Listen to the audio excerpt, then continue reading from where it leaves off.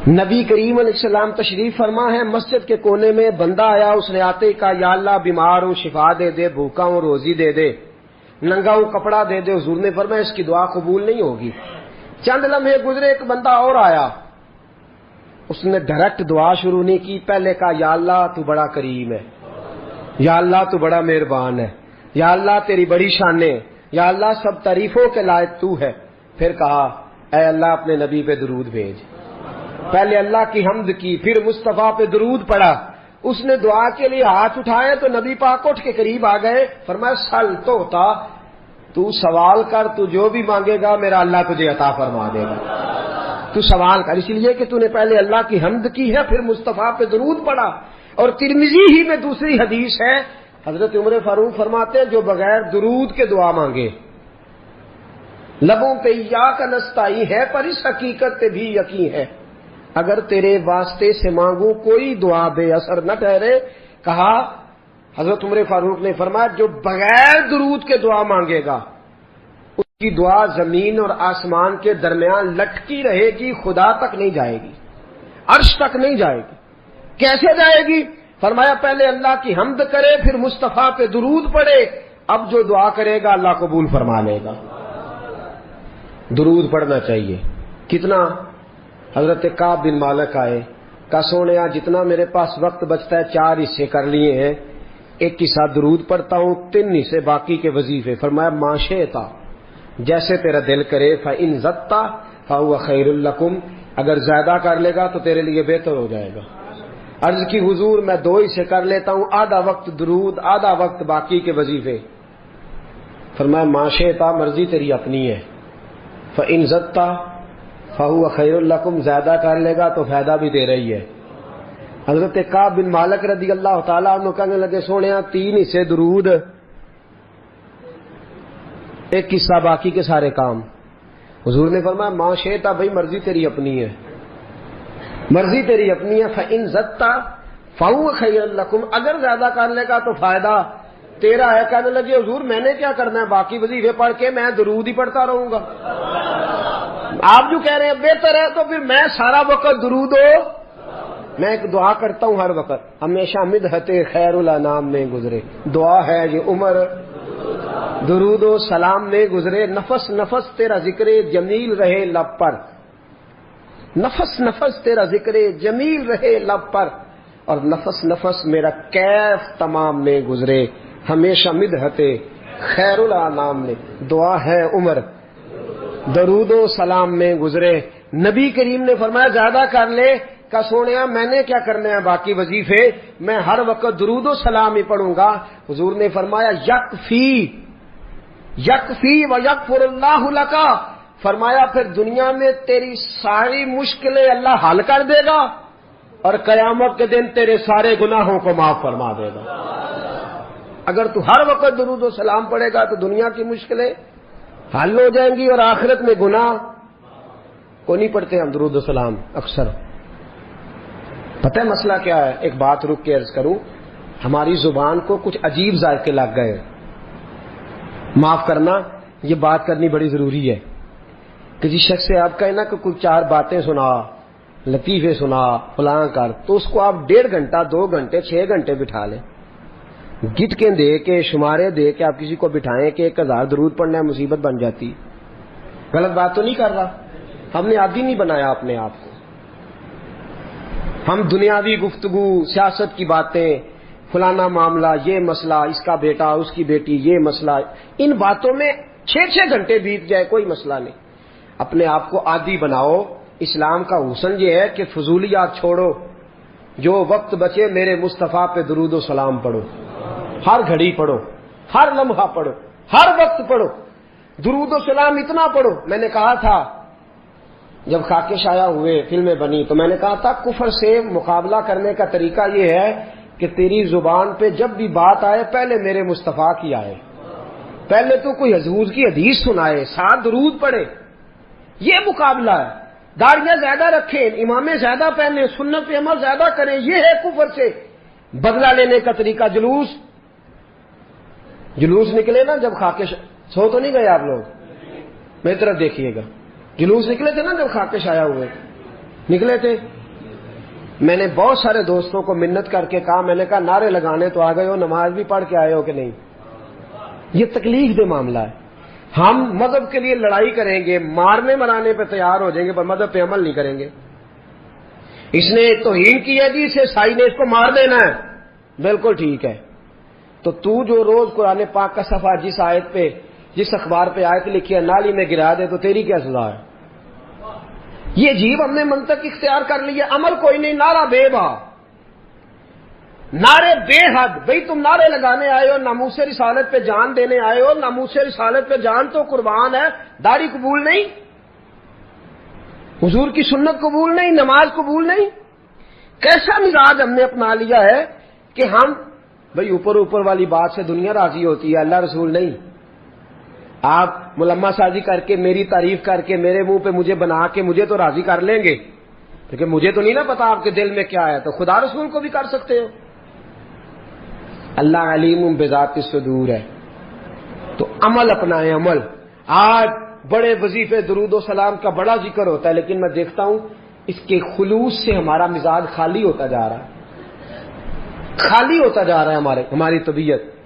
بہت کم لوگ ہیں جو کہتے ہو میں 1,00,000 روز پڑھتا ہوں، 2,000، 50,000، 20,000. یہ مزاج ہی ہم نے چھوڑ دیا ہے. نبی کریم سے محبت کا پہلا درجہ درود و سلام ہے. اگر آپ درود و سلام نہیں پڑھتے تو ناقص ہے محبت. بھائی کیسا تجھے پیار ہے کہ تو محبت کے ساتھ درود و سلام بھی نہیں پڑھتا؟ تو کم از کم ایک دن میں 500 بار ضرور پڑھا کریں. پڑھیں گے انشاءاللہ؟ فجر کے بعد کتنا پڑھنا ہے؟ 100. زور کے بعد، عصر کے بعد. ٹائم کتنا لگتا ہے جی؟ 10 منٹ. کل کتنے ہو گئے؟ 50 منٹ بس. اگر تو پیچھے پلٹ کے میرے دوست کا بھی دیکھے نا، تو تیرے نبی ساری رات ہی تیرا ذکر کرتے رہتے ہیں، یا اللہ اسے بخش دے، یا اللہ اسے معاف کر دے. تو 50 منٹ نہیں دے سکتا درود و سلام کو. اور میں کہا کرتا ہوں، امام سخاوی سے کسی نے کہا تھا حضور کی زیارت کرنے کو دل کرتا ہے، تو آپ نے فرمایا رات بستر پہ خوشبو لگا لے، وضو کر لے، کعبے کی طرف چہرہ کر لے، درود پڑھتے پڑھتے سو جا. جس مصطفیٰ پہ تو درود پڑے گا وہ خواب میں آ کے تجھے جلوہ بھی دکھا جائیں گے، وہ خواب میں آ کے تجھے دکھائیں گے.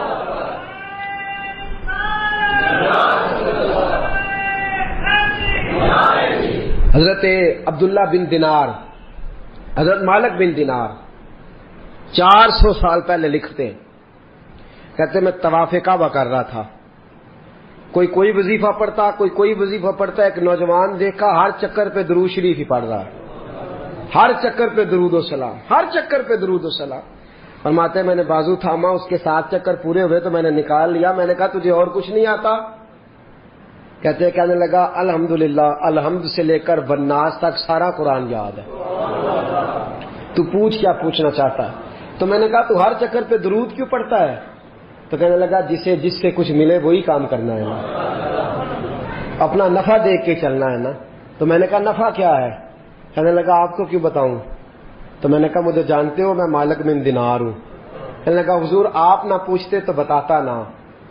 میں اپنے والد کے ساتھ حج کرنے آ رہا تھا، رستے میں پردیس میں پوزیشن خراب ہو گئی، ابا جی بیمار ہو گئے. مغرب کی نماز کے بعد اچانک ان کی طبیعت بگڑی اور وہ انتقال کر گئے. ایک میں، ایک میرے والد، تیسرا شخص کوئی نہیں. کہتے ہیں بڑا پریشان. ایک میرے پاس لالٹین، ایک دیا، ایک روشنی کا بندوبست. ابا جی کے چہرے کے قریب کیا تو چہرہ کالا سیاہ ہو گیا. رات بھی اندھیری، جنگل کا زمانہ، شالا پردیسی کوئی نہ تھی، کخ جنا تو پارے. کہتے ہیں رستہ بڑی پریشانی. جب میرا کوئی بس نہ چلا تو ایک درخت کے ساتھ ٹیک لگا کے بیٹھ گیا، رونے لگا یا اللہ کو مہربانی کر. کہتے ہیں نظر نیچے تھی تو خوشبو آنے لگ گئی، خوشبو مہکی. ذرا میں نے آنکھ کھلی تو میں نے ایک نور چمکتا دیکھا. کہتے ہیں میرے قریب سے کچھ لوگ گزرے، لگا یوں کہ یہ زمین کے باسی نہیں، یہ دنیا کے رہنے والے نہیں. 5 لوگ گزرے، 4 ستارے تھے اور درمیان میں ایک آفتاب تھا. کہتے وہ گزرے، میرے قریب سے گزرے تو میں کھڑا ہوا. میں نے کہا کہیں جا رہے ہیں؟ ان کے ارد گرد نور ہی نور. کہتے ہیں میں حیران ہوا کہ میرے باپ کی میت کے قریب جا کے وہ کھڑے ہو گئے. ایک نور والے، ایک روشنی والے، ایک خوبصورت مکھڑے والے نے، جو ان چاروں کے مجھے سردار لگتے تھے، انہوں نے جیسے ہی میرے ابا جی کے چہرے سے نقاب ہٹایا اور پھر انہوں نے میرے والد کے چہرے پہ ہاتھ پھیرا، ظلمت کو ان کے نور نے کافور کر دیا، جس پر پڑی نظر اسے بھی نور کر دیا. بعد مرندے مکھڑا میرا ہو جاوے جے تازہ، سمجھ لینا محبوب میرے نے آن پڑے ہے جنازہ. فرماتے ہیں چہرے پہ ہاتھ پھیرا تو میرے باپ کا چہرہ نورون علی نور ہو گیا. فرماتے ہیں وہ اوپر کپڑا دے کے دوبارہ پیچھے کی طرف پلٹے تو میں قدموں میں بیٹھ گیا. توجہ ہے آپ کی؟ کہتے میں قدموں میں بیٹھا. میں نے کہا اس پردیش میں، اس دکھ میں، اس تکلیف میں آنے والوں کون ہو؟ کہتے ان میں سے ایک چھوٹے قد والے نورانی چہرے والے بولے، کہنے لگے تو نہیں جانتے میں علی ہوں، یہ عثمان ہے، وہ ابو بکر ہے، یہ عمر ہے، اور تجھے پتا ہے یہ جو نورانی چہرے والے ہیں یہ اللہ کے محبوب ہیں، مدینے سے آئے ہیں. کہا اس غربت میں، تنہائی میں، اس دکھ میں. میرے رسول پاک نے پیچھے رخ پھیرا، کہتے حضور نے سینے سے لگایا، فرمایا فکر نہ کرنا، سویرے فوجیں آئیں گی جنازہ پڑھنے، سویرے فوجیں آئیں گی، فکر نہ کرنا. کہتے میں قدموں سے لپٹ گیا. اتنی بھی جلدی کیا ہے، ذرا ٹھہر جائیے، ساری عمر گزار کے آئی ہے یہ گھڑی. میں نے کہا محبوبہ مہربانی فرمائی، کرم نوازی فرمائی، حضور اتنی بندہ نوازی کی آئے ہو تو سونیا بتاؤ تو صحیح، آخر میرے باپ میں کیا ایسا تھا کہ ان دکھوں میں آپ آئے اور آ کے نور علی نور کر گئے، روشنیاں بانٹ گئے. میرے مرنے پہ ہر سو شور مچ جائے گا، دیکھو گے کہنے الوداع سرکار خود تشریف لائیں گے. کہا اس موقع پہ الوداع کہنے آئے ہو؟ تو فرماتے ہیں حضور نے فرمایا تجھے پتا ہے تیرا باپ ہر لمحہ مجھ پر درود پڑا کرتا تھا، ہر گھڑی سلام بھیجتا تھا. اس نے عمر بھر مجھے بھلایا نہیں، اس نے مجھے نہیں بلایا تو میں اسے کیسے بھول جاتا، اس نے مجھے نہیں بلایا تو میں کیسے بھول.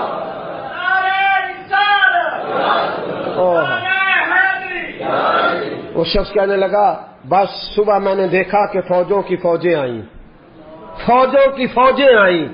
میرے والد کا جنازہ اٹھا تو خوشبوئیں پھیل گئیں. حضرت مالک بن دینار سے کہنے لگا کچھ تو سن کے پڑھتے ہیں، میں تجربہ کر کے درود پڑھ رہا ہوں، میں تجربے کے ساتھ پڑھ رہا ہوں اور میری نفس درود پڑھتی ہے، میرا ایک ایک سانس درود پڑتا ہے، میری زندگی درود پڑتی ہے. اور کہا مالک مجھے امید ہے کہ میں مر جاؤں گا تو میری قبر سے بھی درود و سلام کی صدائیں آئیں گی. میں وہ سنی ہوں جمیل قادری، مرنے کے بعد میرا لاشا بھی کہے گا صلاۃ و سلام. نبی کریم پر درود پڑھنا. علامہ اسماعیل حقی نے تفسیر روح البیان میں لکھا ہے قیامت کا دن غیبہ غیبی کا عالم نفسا نفسی پکارا جا رہا ہے، اعمال کھلنے لگ گئے. ایک بندہ ہے، گناہ گار ہے، خطا کار ہے، اسیاں شعار ہے، بھول گیا، خطائیں ہو گئیں، ایمان سلامت لے کے گیا، آیا کرتا تھا مسجد، لیکن کسی گناہ میں بھی الجھ جاتا تھا. ہوا یہ کہ معاملہ اتنا بگڑا کہ گناہ زیادہ ہو گئے، نیکیاں کم پڑ گئیں، اعمال تلنے لگے تو یہ کانپنے لگا. نتیجہ یہ نکلا کہ تو فیل ہو گیا ہے. فرشتوں نے تھاما، گھسیٹ کر جہنم کی طرف لے جانے لگے. حضرت آدم کی نظر پڑ گئی. باپ ہے نا ساری مخلوق کے، باپ کو تکلیف ہوتی ہے. نظر پڑی، حضرت آدم علیہ السلام اس کی طرف نہیں گئے، دوڑے واپس آئے، کہنے لگے یا محمد صلی اللہ ہو. ہر نظر کانپ اٹھے گی محشر کے دن خوف سے، ہر کلیجہ دہل جائے گا، اوڑھ کر کالی کملی وہ آ جائیں گے، سارے محشر کا نقشہ بدل جائے گا. کہا یا محمد صلی اللہ. حضور نے کہا اے کل انسانیت کے بعد کیا ہوا؟ کہا وہ دیکھتے ہو آپ کے غلام کو فرشتے گھسیٹ کے لے جا رہے ہیں. جناب آدم بھی جانتے ہیں کہ مصطفیٰ کو کہہ دیا تو حضور دوڑیں گے. حضرت علامہ اسماعیل حقی نے لکھا ہے کہ نبی کریم بھاگتے ہوئے تشریف لے جائیں گے، فرشتوں سے پوچھیں گے کہاں لے جا رہے ہیں. دوستو توجہ کرنا ذرا میری بات پہ.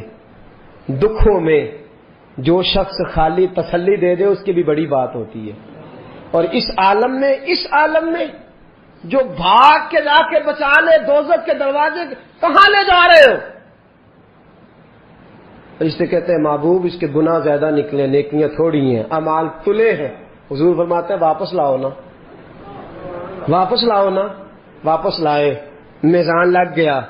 محبوب نے فرمایا میرے سامنے تولو۔ جب تلنے لگے، باقی ساری نیکیاں کرامن کاتبین نے لکھی ہیں، درود والی پرچیاں حضور نے سنبھال سنبھال کے رکھی ہوئی ہیں، باقی نیکیاں کرامن کاتبین کے دفتروں میں ہیں۔ درود و سلام کی پرچیاں اور رکے میرے مصطفیٰ نے سنبھال سنبھال کے رکھے ہیں۔ جب اعمال تلنے لگے، گناہ زیادہ نیکیاں تھوڑی، حضور نے فرمایا ٹھہرو۔ میرے نبی نے جیب میں ہاتھ ڈالا، تو کتنا نصیبوں والا ہے، تیرے رکے مصطفیٰ کی جیب سے نکلے۔ غور تو کرنا بھائی، میرا کارڈ کسی کی جیب سے، کسی کا کارڈ میری جیب سے نکلے تو کیا بات ہے، تیرے اور میرے نام کے رکے مصطفیٰ کی جیب سے جیب میں ہاتھ ڈالا۔ فرمایا یہ رکھو نا نیکی، نیکیوں والے پلڑے میں رکھی کہ مصطفیٰ نے رکا دیا ہے یا عطا کر دیا ہے، بے حساب نواز دیا ہے۔ فرشتے کہنے لگے سونے ہم تو مجبور ہو گئے، یہ تو نیکیاں بڑھ گئی ہیں، حضور یہ تو پلڑا وزنی ہو گیا۔ میں چلو دوڑ جاؤ، بلاؤ جنت والوں کو، جنت والوں کو بلاؤ۔ پتہ سارا ہے سردار نو کیتیاں دا، پتہ یہ پردہ چپایا ہی پلا ہو سی، پتہ سارا ہے سردار نو کیتیاں دا۔ قدموں میں بیٹھ گیا، پیر پکڑ لی، کہا سونے میرے تو عمل ہی نہیں، پتہ سارا جو حضور میرے تو عمل ہی نہیں، تو یہ رکا کدھر سے آیا؟ حضور نے فرمایا فلاں مجلس میں تو بیٹھا تھا، فلاں محفل میں تو بیٹھا تھا، تو نے میرا نام سنا، تو نے میرا ذکر سنا، تو نے میرا تذکرہ سنا، تو تو نے پیار سے درود پڑھا۔ اسمعوا صلاۃ لاہل المحبہ، جو محبت سے پڑھے میں سن لیتا ہوں، میں نے تیرا سنبھال کے رکھا تھا، تیرے کام آ گیا۔ دوستو دنیا کی مہمات میں تو بندہ بچ ہی جاتا ہے، پھنسے گا قیامت کے دن، اور بچے گا درود پڑھنے والا، حضور پر سلام پڑھنے والا، جس کی عادی ہوگی زبان درود و سلام کی۔ امام شافعی انتقال کر گئے، شاگرد نے خواب دیکھی، کہا حضرت جی کیا بنا؟ کہنے لگے خدا نے مجھے سجا سوار کے جنت میں بھیجا۔ کس طرح سجا؟ حضور بھیجنا تو تھا، آپ محدث سے بہت بڑے فقہ کے امام سے، کیا بات تھی؟ کہنے لگے اس لیے نہیں، بات کوئی اور ہے۔ کہ حضور کیا؟ فرمانے لگے ایک دن میں کوئی کام کر رہا تھا، کوئی حدیث لکھ رہا تھا، باقی تو میں نے جلدی جلدی لکھ لیا، اور جب آیا نا نبی پاک کا نام مبارک، تو امام شافعی کہتے ہیں میں نے جتنی میری صلاحیت تھی میں نے پیار سے لکھا، پھر آگے میں نے پیار سے درود لکھا، میں نے قلم کو روکا، اتنا وقت پورے صفحے پہ نہیں لگا جتنا وہ حضور کے نام اور درود پہ لکھا۔ کہتے ہیں بس میں نے پیار سے لکھا تھا، پیارے رب کو پیارا لگ گیا، میں مرا، آنکھ کھلی، رب کریم نے فرمایا اس کو سجاؤ، جنت کا لباس پہلے پہناؤ، اس کے سر پہ امامہ رکھو، خوشبو لگاؤ، جنت میں لے جاؤ۔ یا اللہ یہ ساری نعمتیں، فرمایا دنیا میں تو مصطفیٰ کا درود سجاتا رہا ہے، تو حضور کا درود سجاتا رہا ہے، میں نے آج تجھے سجانے کا فیصلہ کر لیا ہے۔ مناظرے سب سے زیادہ درود و سلام پہ ہوتے ہیں اور ہم کرتے ہیں، لیکن میں اکثر ساتھیوں سے کہتا ہوں اسی ان سے مناظرے ہی کرنے ہیں، عمل۔ اگر میں کبھی اپنے اجتماع سے پوچھ لوں نا اہل سنت والوں سے کہ تسی آندے ہو جی اسی تے درود والے ہیں تے پڑھ دے کنا ہو، کوئی نہیں۔ یاد رکھو بحثوں سے انقلاب نہیں آتا، عمل سے آتا ہے۔ آپ کا کوئی درود پڑھنا دیکھے گا تو مجھے آپ لڑائی کر کے درود پڑھوانا چاہتے ہیں، کوئی نہیں پڑھتا۔ اگر آپ کا درود پڑھنا کوئی پیار سے، خلوص سے، محبت سے، ناراض تو نہیں ہو جائیں گے؟ ایک بات کر دوں جی، اپنے خلاف کر لگا کر دوں۔ ایک شخص میرے پاس آ گئے، کہنے لگے جی ہماری گلی میں نا سویرے اٹھ کے ایک بندہ ہے وہ کہتا ہے 111 باری سپیکر میں درود پڑھنا ہے تہجد کے وقت، پڑھنا چاہیے اسے؟ میں نے کہا نہیں پڑھنا چاہیے، اس لیے کہ اللہ کے نبی کریم صلی اللہ علیہ وسلم نے منع فرمایا ہے کسی کو تکلیف دینے سے۔ قرآن بلند آواز سے پڑھنا منع ہے جب کسی کو تکلیف ہوتی ہو۔ تو لوگ سوئے ہوئے ہیں، ایک آدھ دو چار بار تو ٹھیک ہے، وہ 111 بار ہی شروع کر دیا ہے۔ وہ شخص میرے پاس آ گیا، کہنے لگا کہ واقعی سننی ہو؟ میں نے کہا یار یہ سنی نہ سنی ہونے کا تو نے کون سا رزلٹ نکالا ہے؟ کہتے سن درود ڈاک چھڑیا ہے۔ میں کہوں تم ہی آنا مسیطے چلیے 10 بغیر سپیکر تو کنا پڑھنا ہے، ناراض تو نہیں ہو جائیں گے آپ؟ میں کہا کلے ہاں اسی دو میں کسی کو قسم لینی نہیں چاہیے پر دیانتداری نہ دسی کنا پڑھنا ہے، کہندا وہی پڑھنا جڑا سپیکر وچ پڑھنا۔ تو میں کہا پھر اللہ کو ڈرو، کیا دیکھیں نا کیا معاملہ ہے کہ کدھر جا رہے ہیں ہم؟ بھائی میرے ہاتھ سپیکر آئے تو میں کہاں جھوم کے پڑھو تو سارے پڑھو تو اچھی پڑھو تو وقت تک پڑھو، اور اپنی باری آئے تو اب میں ایک حوالہ دے دوں بات ختم کروں۔ نبی کریم کی خدمت میں عرض کیا گیا یا رسول اللہ یہ بندہ لمبی نماز پڑھاتا ہے، حضور نے بلایا، فرمایا کیوں لمبی پڑھاتا ہے؟ کہا حضور مجھے مزہ آتا ہے۔ فرمایا لمبی پڑھنی ہو تو اکیلے پڑھنا، لوگوں کو پڑھا تو مختصر پڑھا، بچے بھی ہوتے ہیں، بوڑھے بھی ہوتے ہیں، بیمار بھی ہوتے ہیں۔ ہم لوگوں نے جو طریقہ درود و سلام السلام علیکہ ایھا النبی والصلاۃ والسلام علیکہ یا رسول صلی اللہ علیہ، جو آپ کا دل کرتا پڑھے، لیکن کو دکھا کے پڑھنا، بتلا کے پڑھنا، کسی شخص کو چڑھا کے پڑھنا ضروری ہے؟ درود تو ہم جب پڑھتے ہیں تو پتہ کسے دکھا کے پڑھتے ہیں؟ مدینے والے محبوب کو، رسول پاک کو دکھا کے پڑھو، حضور کو سنا کے پڑھو، نبی پاک کی طرف توجہ کر کے پڑھو۔ اختلاف درود پہ تو لڑائی نہیں نہ ہونی چاہیے۔